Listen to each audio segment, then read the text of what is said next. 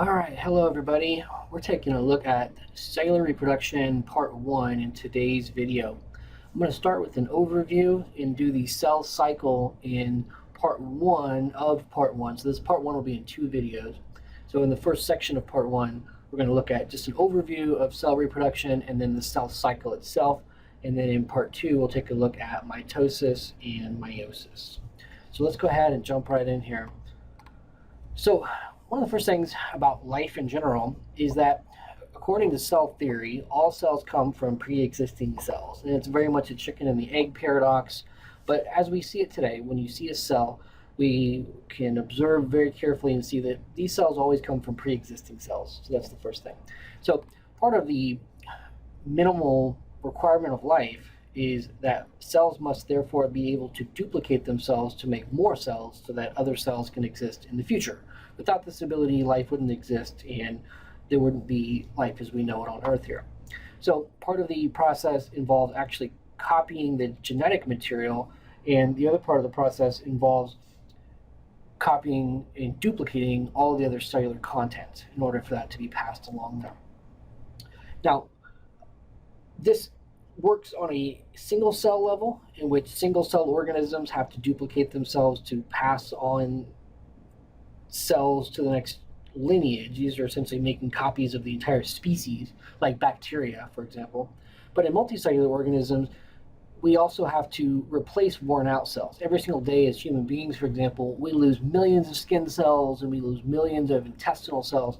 So replication is necessary for single-celled species. It's also necessary for multicellular regeneration of worn out cells, and also for multicellular species we have a separate process that's different in order for sexual reproduction to take place. We'll talk about that later in this section. Now, cells are programmed with this remarkable ability, and so part of this is one of the most miraculous parts of life is the fact that cells are able to do this. In order for this to take place, the cell has to be able to duplicate in the entire contents. This includes all the organelles of the cell, any of the cellular proteins, but many of these are found in the cytoplasm that aren't already in the organelles themselves. And of course, also the DNA, the contents of the nucleus, essentially. And all of this has to be not only duplicated, but then also divided and separated equally. And all of this requires really precise coordination. So it's not like we're just sort of splitting the cells down the middle. We're actually needing to copy everything first, take all the duplicates, sort out each of the duplicated parts of the cell, and then evenly split those so that each cell gets not only just the half of the content, but an equal portion of the original content. And so you can kind of see the basics of it in this first figure, and then a more complex representation here in the second figure. What this is trying to show is sort of the detail in what is being duplicated and how it's being duplicated.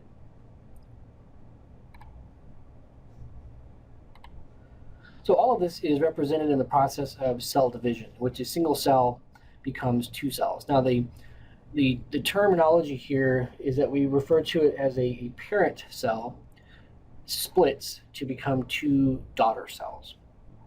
And the parent cell is sort of an arbitrary term for the starting cell. Daughter cells are an arbitrary term for the final cells. And again, in order for this to work, the daughter cells not only have to get just any content, but an exact duplication of the original content, including the full complement of genetic material present in the parent cell. In addition, the parent cell, in order for this to work, has to be large enough. It has to have enough extra material in order to pass along all of these extras to the daughter cells. So one of the things that can happen in some species is they kind of go into a short-term survival mode where they don't have enough nutrients, they don't have enough excess energy, they can't get big enough, and therefore they can't replicate. So replication requires that the parent cell is in a good enough situation that it can pass along enough excess to its future generations. And so one of the things you find is that some species sort of go dormant where they don't replicate because they don't have enough excess to pass along. And that's something that requires more detail. We're not going to get into all of that in this lecture, but that's one of the things that makes that more nuanced is how exactly do you provide enough extra. I do get into that a little bit in the next section, which will be part 2, when we look at the regulation of the cell cycle. One of the ways the cell knows if it has enough is it has these checkpoints built in to see, am I actually in a good enough situation to pass along my excess to these future generations? And if not, then we'll forego cell division at that time.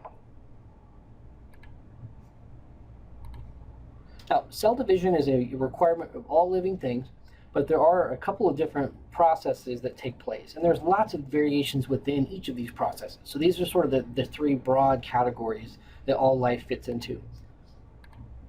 The first is a process called binary fission, and this is the earliest and most primitive form of cell division that we see on Earth, and this is a process that we see in prokaryotic cells, the bacteria and the archaea. And it's an asexual process, so we'll see here in a second there's asexual and sexual. Binary fission is an example of an asexual, meaning that we just make a copy of the cell and pass it on in essentially the exact same form to the next generation with no variation. Mitosis is that same basic concept of making a copy and also asexual, except this is what we see in eukaryotic cells as opposed to prokaryotic cells. So they're actually very different in the specifics, in the details. The outcome, however, is pretty similar in that we take a cell, make a copy of that cell, and we essentially make a duplicate in the process. Now, meiosis, on the other hand, is a more advanced process that occurred later in the evolution of eukaryotic cells, according to the theory of evolution. And so this is a process in which we get replication of cells or duplication, but we don't do it in the same way as mitosis or binary fission. Instead, we actually create specialized sex cells. These are called gametes or gametes, depending on how you want to pronounce that, which are the sperm and the egg that are found in more complex animals. So when an organism sexually reproduces, they're actually creating specialized sperm and egg cells through a process referred to as meiosis. Now, in a complex multicellular species like you and I as humans, many of our cells are going through mitosis, and then some of our cells are going through meiosis. So in fact, the majority of our cells are actually going through mitosis. Pretty much all the cells in our body, except for our sex cells, are going through mitosis. The only cells in our body that go through meiosis would be those that create the sperm and the egg. And these are specialized kind of cells that, again, we're not going to get into all that detail.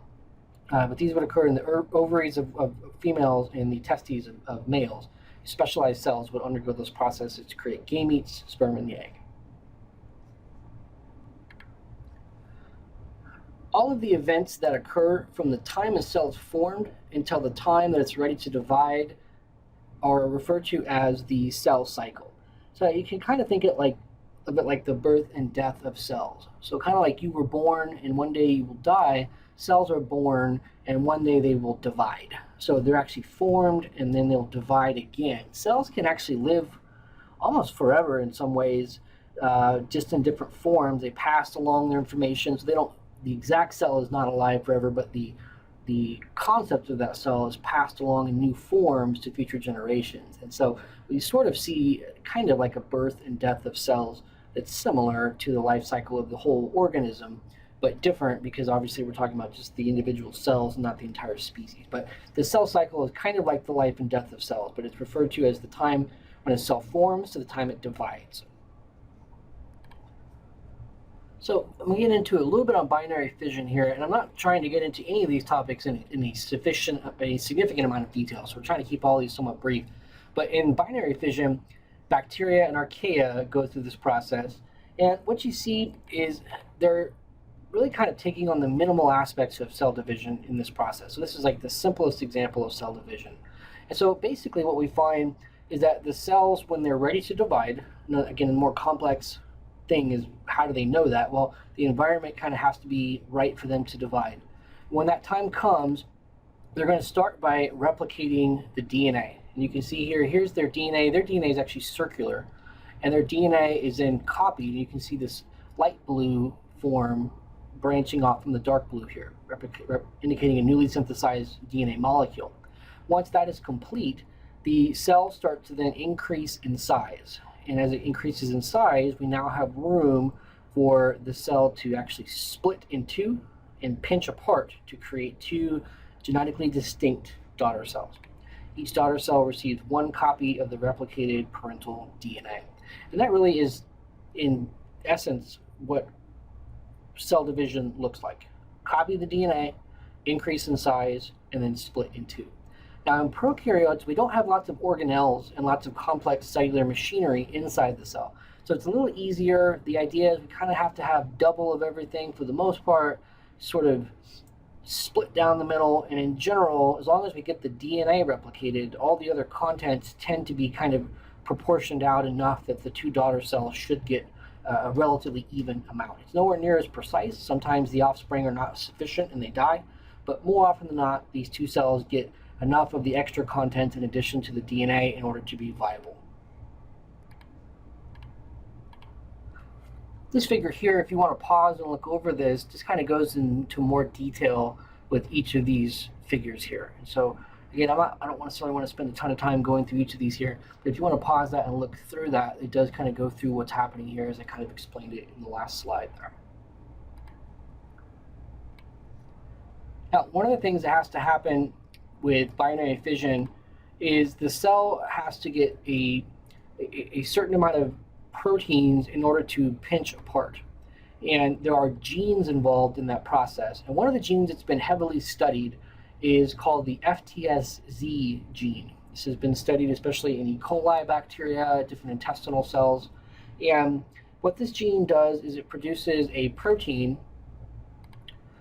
You can see representation here. There's many proteins all linked together here. This is a association of these FTSZ proteins. What these proteins do is they form a ring that begins to establish in the middle of the two dividing cells. So this is the parent cell here undergoing division, and as it reaches a certain threshold, that FTSZ ring, which is called a Z ring, when it's fully formed, it's called a Z ring. That Z ring forms, and it actually starts to pinch the two cells apart by contracting or constricting right down the middle. And eventually it constricts enough that it actually pinches those two cells apart and creates that separation. So the FTSZ gene produces many copies of the protein. That protein, again, forms a ring, and that ring then starts to constrict. The ring is called a Z ring, and as it constricts far enough, it pinches the two daughter cells apart and creates two distinct cells at the end. And again, and in essence, that's the basics of binary fission in prokaryotes. One of the simplest examples. There's so much more detail there. The true complexity is not revealed in this video, but to keep things moving, we'll kind of keep it at that. One other thing I'll mention is that bacteria can divide especially fast. When the environment is ready and right for them, and the temperature and everything, nutrient content is available, some of these cells can actually do this in as little as 15 to 20 minutes, which is incredible. They can actually go through an entire replication cycle, which is almost like the entire life and death of a cell, in 15 to 20 minutes. And so when you have thousands of these cells that are all dividing at the same time, these populations of bacteria can explode as they're all dividing, and the population is doubling every time these cells divide. So about every 15 to 20 minutes, an entire population of bacteria can create a new generation and thus double in size. And so these cells can really grow at an astonishing rate. So next we're going to take a look at the process in eukaryotic cells, so eukaryotic cell division. And as far as the overall process goes, it's very similar to binary fission, but knowing what we know about eukaryotes are more complicated, and so that means that cell division is going to be more complicated. Part of that is the fact that in prokaryotes, the DNA is just sort of floating around in the cell. In eukaryotes, it's located inside a nucleus. So what we now have to do is duplicate the DNA and then manipulate the extra copy outside of the nucleus. And so we'll see how that happens. But the fact that we're kind of constrained gives us more parameters that we have to work around, whereas prokaryotes are sort of more free-floating and less constriction there. In addition, eukaryotes will often have far more DNA than prokaryotes. The vast majority of prokaryotes have a single circular piece of DNA. Eukaryotes tend to have multiple linear strings of DNA, referred to as chromosomes. Human beings, for example, have 46 chromosomes as opposed to a singular chromosome like we would see in a prokaryote like E. coli. So far more information to copy, and not only does it have more to copy, but it has to be organized more because of the fact that we're dealing with all this extra stuff in the cell. In addition, eukaryotes are larger in general. Their genomes are larger, but they're also just larger in general, and it requires more organization. Not getting into every detail here, another aspect is that they have organelles inside the cell that also have to be duplicated in order for the daughter cells to be viable. You need to get extra copies of all the organelles. So that's another thing that makes that more complicated. So when we look at the eukaryotic cell cycle, the process of cell division in eukaryotes, we can kind of take all the steps and divide them into two distinct stages. One of those is called the M phase. The other is called interphase. This figure here shows that like a clock starting, well, it doesn't necessarily start at 12 o'clock and end at 12 o'clock, but it shows it almost like a timeline, start and end. But it actually begins with interphase, for what it's worth, and ends at the end of M phase. So we'll get into more detail on these here. Each of these have multiple steps and multiple details within. So this is a very brief overview here, and this figure will show up throughout some of these other slides as we go forward here, so you can keep looking back at it. But that's the basic two broad stages, the M phase and the interphase. Now, M phase itself is broken up into two distinct subphases. So this includes mitosis, in which the DNA is being organized, and then cytokinesis, in which the cytoplasm, or essentially the rest of the cell, is being divided. So mitosis, I said this being organized, mitosis involves actually the organization and the separation of the chromosome. So the conclusion is that mitosis leads to the separation of the chromosomes. It also involves the organization, though.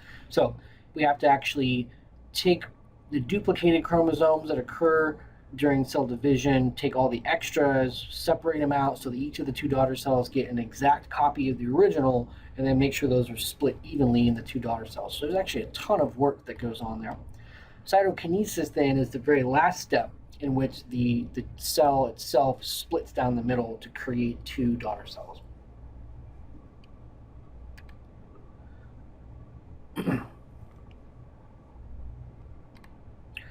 Now, the process actually begins with interphase, and it's sort of hard to say exactly where things end and begin, but if we had to pick a beginning, we would say things sort of start with interphase. And interphase can be sort of loosely defined as the time period between successive mitotic divisions. So when we look at the M phase here, this is cytokinesis, is that last step where the two cells split apart, officially becoming new cells. So interphase is all the events that take place on this clock here, all the way up to the start of M phase. And then when we end the M phase, we start back again with another set of interphase in the successive daughter cells there. Now in interphase, what's really happening in general is that the cell is preparing for division.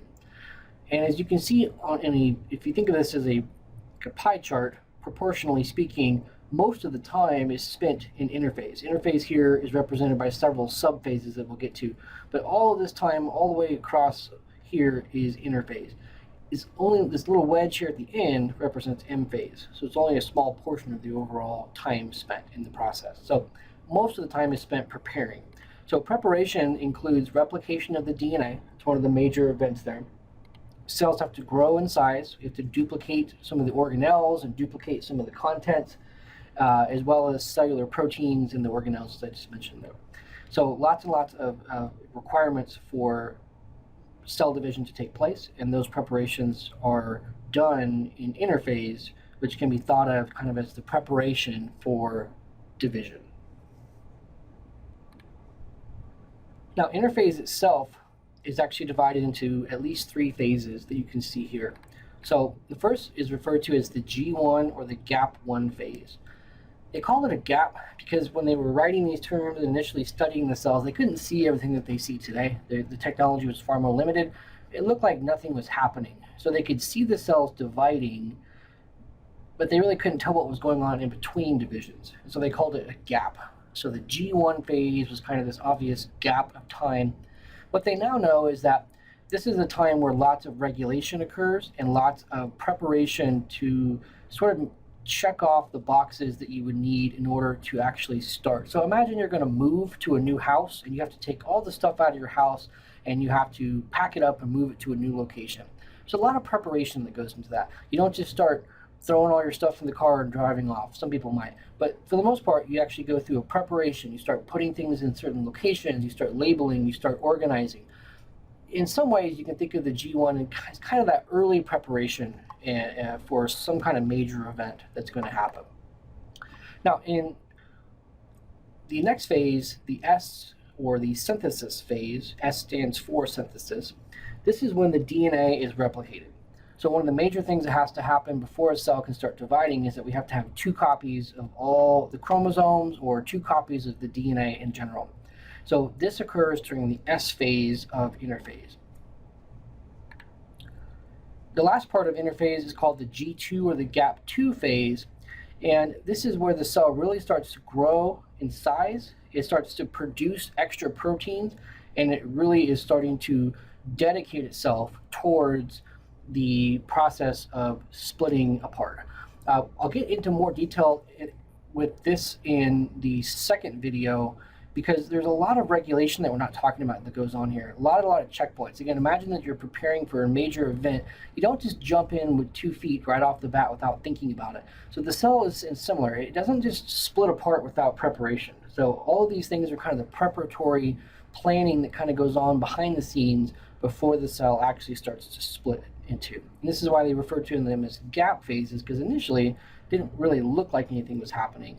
But later they realized there's actually a lot happening, lots and lots of subtle cell preparations that are required for division to take place. Now, the majority of time, as I've mentioned, is spent in interphase.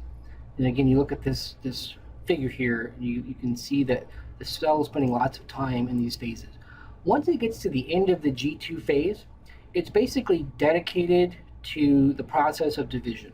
Okay, so imagine you're moving, you got the moving truck in your driveway, you got all your stuff in the moving truck. It's not to say you couldn't back out, but at that point you're pretty much committed. Like you're pretty much doing this, you're not going to back out at that point.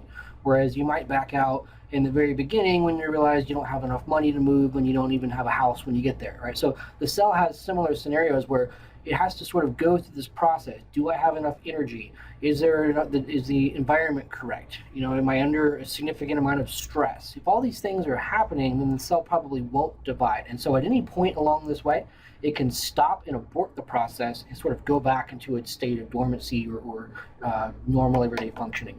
But so long as we get through these phases, we can end up committing to division, and that's when the M phase, mitosis and cytokinesis, really start to occur. Now, this is the next thing here. How long does it take for all this to occur? The answer is it's highly, highly variable.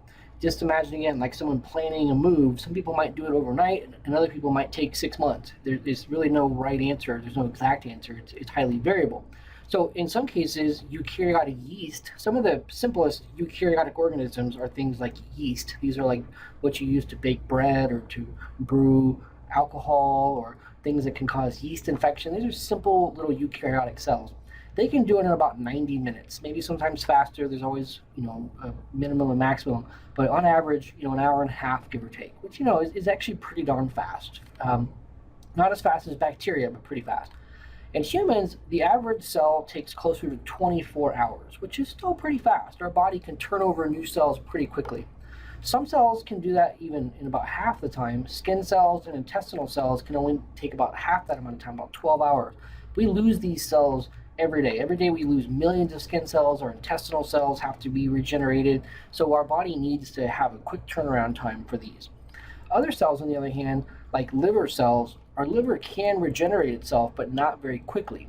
So if you're doing damage to your liver, like with alcohol intake or something like that, your liver can recover, it can rebuild itself, but it can take almost an entire year for a liver to regenerate new cells. So it's not a fast process. And then other cells can actually never divide. This is a little more nuanced of discussion, to be fair, but nerve cells, at least from a traditional understanding, pretty much never divide. And there's a lot of new research on this. It's actually a really interesting subject, but the traditional understanding of nerve cells is that they pretty much don't divide. They pretty much stay locked in a sense of dormancy. Now, obviously, this is not true when you're growing. So take a newborn baby or even a toddler or even someone in their younger stages of life. As their brain is growing and their body is growing, of course, they have to create new nerve cells. So at some point in our life, we are generating nerve cells, but as we become adults and as we become locked into sort of our size and we no longer growing, at that point our nerve cells pretty much stop dividing entirely. And this is one of the reasons why if you have significant nerve damage, you don't necessarily recover from that because your nerve cells aren't actively dividing to create new cells to replace the damaged ones. This is also true for the most part with muscle cells. And so when you have significant muscle damage or significant nerve damage, it's very difficult to recover from that, almost impossible, because your body just does not generate new cells. Now again, cutting edge research is starting to turn that on its head. So with humans, we can manipulate our bodies with science, but traditionally our body does not necessarily do that by default. So that kind of gives you an idea on the time span. Again, most of that time is in preparation. Just to clarify here, when we talk about how long it takes, we're really talking about how long it takes to prepare. Once the cell reaches that G2 phase, it commits, and just to clarify, once it commits, the division of the cell actually goes pretty quickly.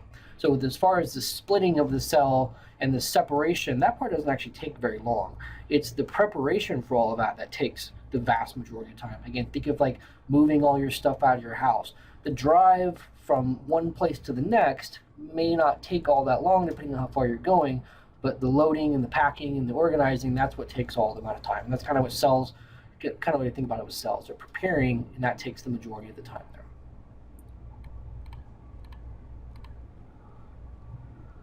So as I mentioned, this is sort of recapping what I've already said here.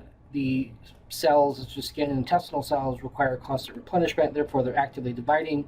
Some cells do not require that same replenishment as sufficiently, like liver cells. What ends up happening to a lot of cells that are not actively dividing, like liver cells, for example, or not dividing very actively, they end up pausing in this little offshoot phase over here called the G0 phase. And so the way this figure looks here is you can kind of see everything's on this cyclic path, start to finish and start to finish in a repeating cycle. But the G0 phase can pop up here when cells kind of step off to the side, so to speak, and they take themselves out of this cyclic pathway. And what this means is that they can essentially pause for any amount of time.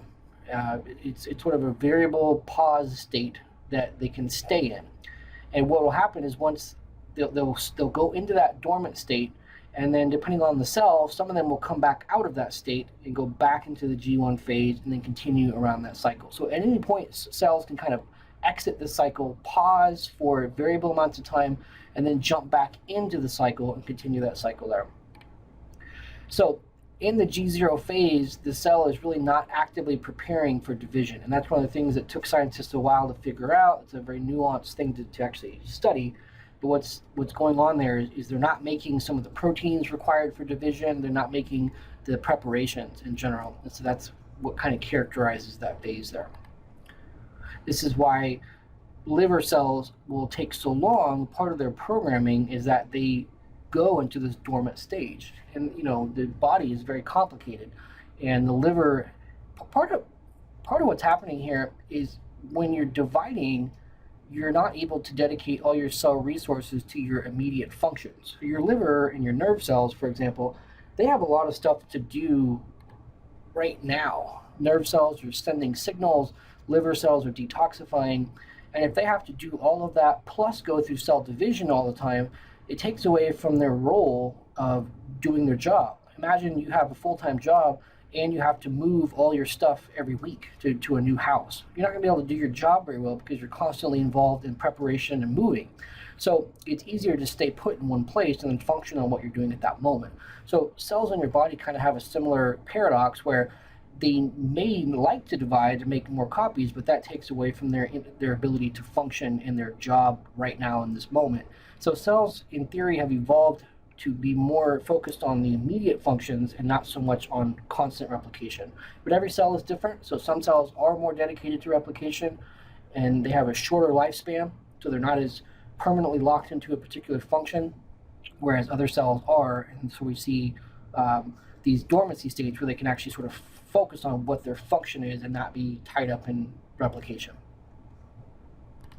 So that has survival advantages. The downside when it comes to liver, nerve cells, muscle cells is another example, is that they don't regenerate very well. One of the things that science is doing is figuring out how to get nerve cells and muscle cells and even liver cells, how do you get them out of that G0 phase so that they can actually start dividing, which they normally don't do. And that's an interesting new area of technology, which you can actually start to see progress slowly being made to kind of tinker with these cells to get them to go outside of their normal functioning.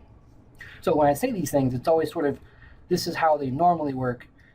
Everything with technology, especially biotechnology these days, is really up for reinterpretation based upon the latest technology. So next, here shortly, I want to get into what's going on when the cells get out of interphase and they get into M phase, mitosis, and then cytokinesis. So I want to get to that. But before we do that, in order to understand kind of what's going on in mitosis, especially part of the M phase there, I want to take a quick look at what eukaryotic chromosomes look like, some of their structure, and that'll be necessary to make sense of some of the things that we're going to talk about later. So we'll take a quick little detour through this section here. So eukaryotic chromosomes. So the DNA of eukaryotes is organized into chromosomes. These are essentially segments of your overall DNA. These are kind of like if your DNA is a book, chromosomes are like chapters of that book. So they're segments of the overall whole. Now, the way chromosomes are organized then, your DNA is in the double helix, as it's shown here, is first of all wrapped around these specialized kind of proteins called histone proteins or histones. And those histone proteins allow the thread-like material of DNA to be wrapped around these specialized circular proteins and then bundled and coiled into these long threads that condense into what's called chromatin. Chromatin or chromatin, depending on how you want to pronounce that, are essentially condensed threads of DNA wrapped around these specialized kinds of histone proteins. So that is how your DNA is typically organized in the cell, is in these thread-like structures here called chromatin. So the histone proteins allow that condensation to take place.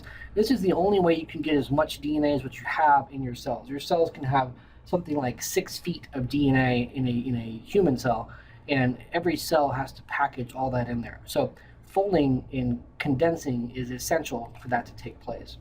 Now, prior to cell division, so let me clarify, chromatin is what your DNA is in under normal circumstances. When a cell is ready, is gearing up for cell division, what happens is that chromatin starts to coil further, as you can kind of see in this figure, and then it starts to form this X-like structure, which is what we call the chromosomes. So chromosomes are actually not in this X-like shape until they reach the point where they're ready for cell division. Prior to that point, they're in more of a thread-like structure called chromatin. So chromosomes actually only form prior to cell division, and that is what is necessary for the DNA to be easily separated as the cells start to split apart. So all that thread-like material is a good way to keep the DNA in the everyday sense, but when we want to divide, we want to package everything up in a tighter bundle, kind of like putting all your stuff in boxes so we can ship it and move it around easier, whereas every day you don't necessarily want it all packaged up like that. So chromosomes actually only form in that condensed form like you see here prior to cell division. The next thing is every eukaryote has a different number of chromosomes, and this is what's often referred to as the total chromosome number or the chromosome number. And so it's interesting, you see that every species on Earth can have its own chromosome number, and there's no correlation to the number of chromosomes and the overall complexity of a species. So for example, you see oak trees, random example, have 12 chromosomes. Yeast have 16 chromosomes. Humans have 46 chromosomes. Horses have 64. Chickens have 78. Dogs also have 78. Here's some more examples over here. The pea plant, the sunflower, cats, pufferfish, right? Lots of just sort of random examples. But I would like to think that we're probably more complex than chickens, and horses are probably more complex than chickens. But chickens have 78 chromosomes, almost double the number that you and I have. Not quite double, but significantly more than what you and I have.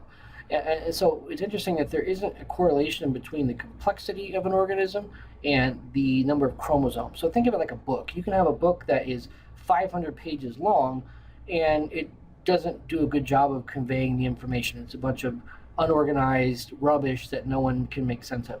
Whereas you can have a book with 100 pages, it's very concise, extremely informative, and gets right to the point. And the idea is that the size or the quantity is not correlated to the content or the quality of that content. So when it comes to the number of chromosomes, there is not a direct correlation between the size of the overall genome, the number of chromosomes, and the overall complexity. But what we do see is that every organism has its own distinct number, and that's what you see here, just some examples here. The next thing is when we look at how DNA starts to organize prior to cell division, there is a process called karyotyping that we can go through that allows us to kind of peel back some of the layers to see what's going on in that process. So karyotyping is a process in which scientists use a lab technique to suspend cells during cell division and take a snapshot of their chromosomes just after the chromosomes have formed. So immediately after the chromosomes form, but prior to their splitting apart, they take a freeze frame of the cell, and then they can actually graphically organize all the chromosomes into a picture here. And then you can actually look at what the chromosomes look like and compare them visually side by side and actually get a pretty good idea of what the chromosomes look like. You can actually see the size, the number, the shape. You can actually see abnormalities depending on what kind of abnormalities you might have. For example, Down syndrome can be seen with this type of karyotyping. You can also tell whether the specimen is male or female, whether they have two X chromosomes or an X and a Y, not shown here. That would determine whether they're male or female. So karyotyping is an interesting insight as to not only how scientists can manipulate DNA to see it, but also what the DNA is what it kind of looks like just prior to cell division. So you can see we have 2 copies of all of our chromosomes. All of these then can be sort of displayed here in this graphical representation. So that's what's referred to as karyotyping. Now, the next thing, go back to that figure. Eukaryotic organisms have an interesting twist in their genetic makeup. Eukaryotes are what are referred to as diploid organisms. Diploid organisms evolved to have 2 copies of each chromosome. So their genome essentially occurs in 2 copies. And each copy is, in essence, the same information, but each copy can have different variations of that same information. Haploid organisms, which are the norm for prokaryotes like bacteria and archaea, have only 1 copy of their genome. And there's a lot of things that you could get into with that discussion. To simplify it, though, there's the advantage of having 2 copies of your chromosomes or all of your DNA is that when it comes to mutational events, you have less susceptibility. So imagine you have 2 books. They have pretty much the same information in both books.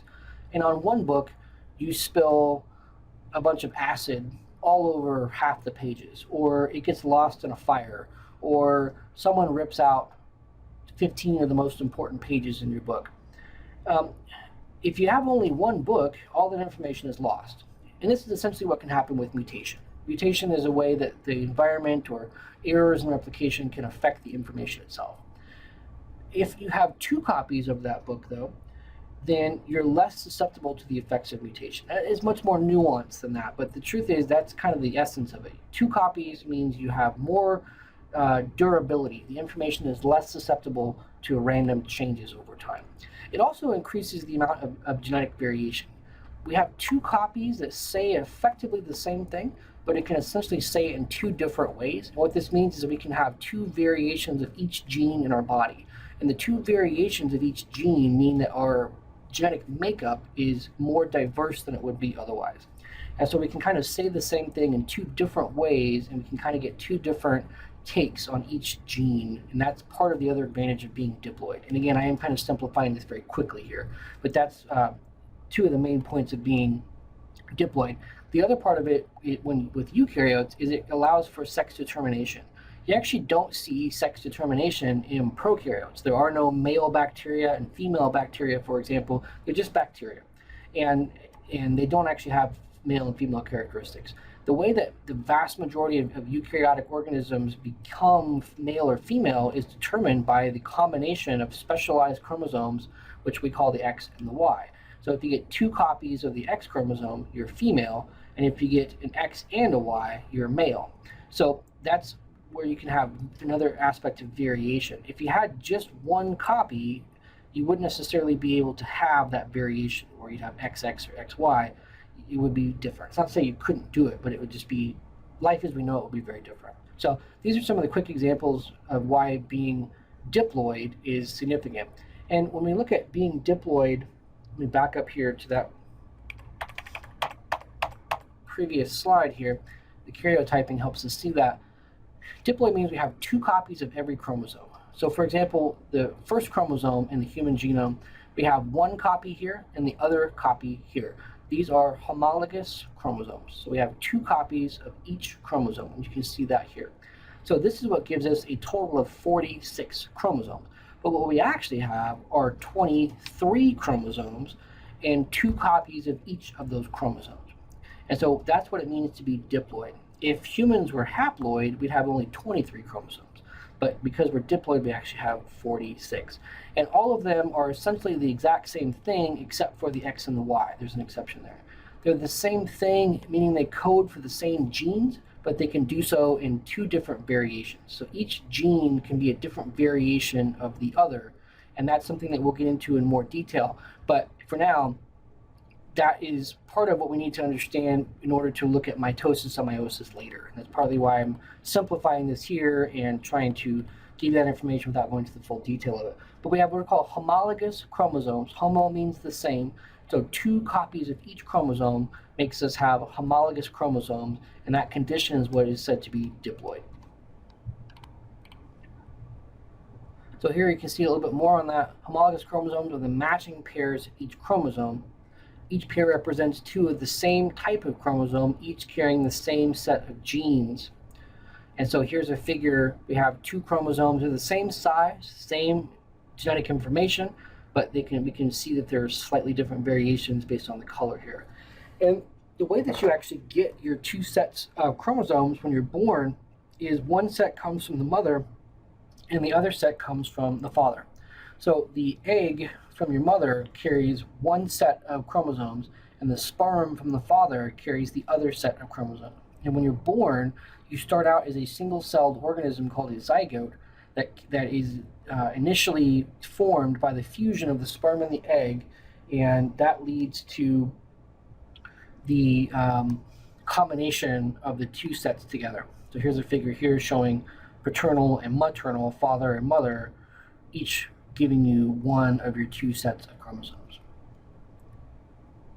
Later in meiosis, we'll see how cells set up in order to prepare for sexual replication or sexual reproduction.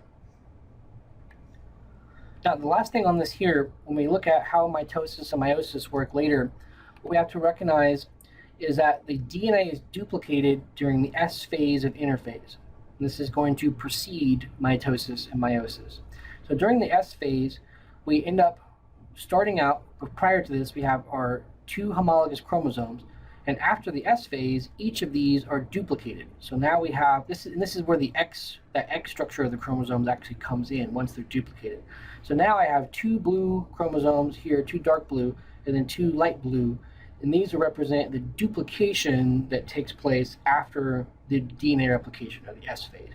And the copies of each of these two are called sister chromatids.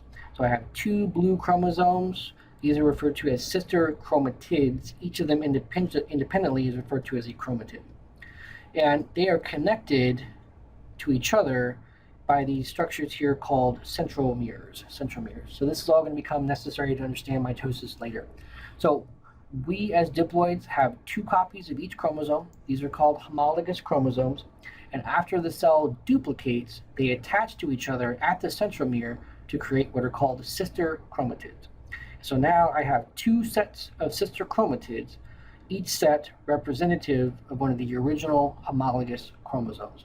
I understand this stuff can be confusing, so if you need to rewind it and go back over it, go watch a video online that can be very helpful. But that's what we're looking at here. These are things that are going to help us understand mitosis here in the next section.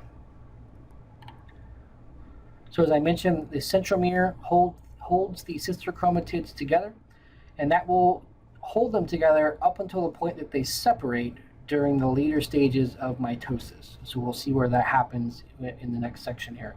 But the duplication creates sisters held together by centromeres.